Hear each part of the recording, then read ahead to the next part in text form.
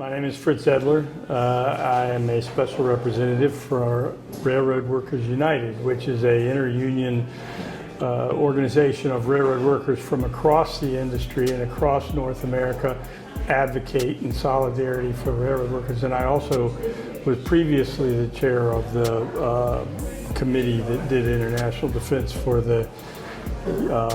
railroad workers who were scapegoated for the responsibility for the terrible tragedy that took place 10 years ago in Lac-Mégantic,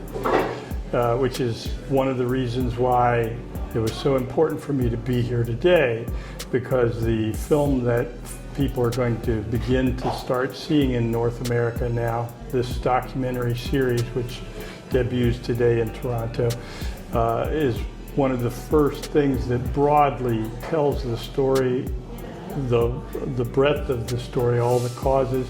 and gives a voice to people who previously were pretty sequestered, and what they know and what they learned and what they experienced is not widely understood. Today, as we sit here, the terrible tragedy that took place this year in the town of East Palestine, Ohio, has again, as it was 10 years ago in Megantic, gripped people around the world, but generally speaking, they don't know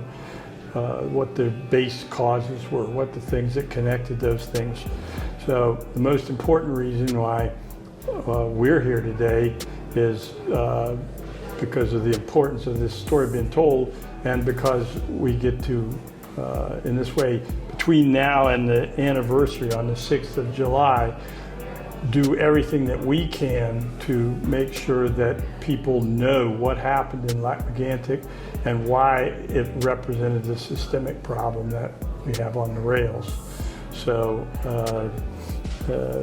we hope that everyone will take the opportunity to learn from this, that there's a tendency to think that each one of these individual things that happens, these wrecks, these terrible tragedies where people die, are individual things, and certainly they have different individual characteristics, but they're tied together by the drive of the international railroad companies, the private railroad companies in North America, to make fabulous profits at any expense, and to shift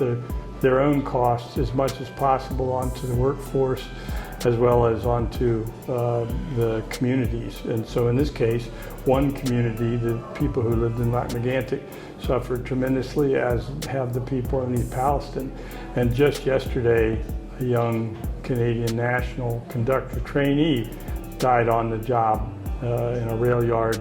just outside of Montreal. So these are systemic problems, and we hope that people will come to understand that the big problem here is that we cannot collectively trust the boards of directors and the managers of these corporations to provide us with both the safety and the service that we need. No, I looked, I didn't see that death marked in the newspapers. Is that common? Oh yeah, no, I mean, in the same sense that the wrecks are common. We have lots of derailments, of course, and many of them are relatively minor, but there's a degree to which what we do is invisible, and the suffering that takes place in the families and takes place in the communities are invisible. So that's one of the reasons why we appreciate the documentary series and encourage everybody to not only to see it, learn from it, but maybe to do what they can to organize around it, to organize an event in their community that says, no more Lac-Megantics, no more East Palestines, let's have rail safety now. Amen.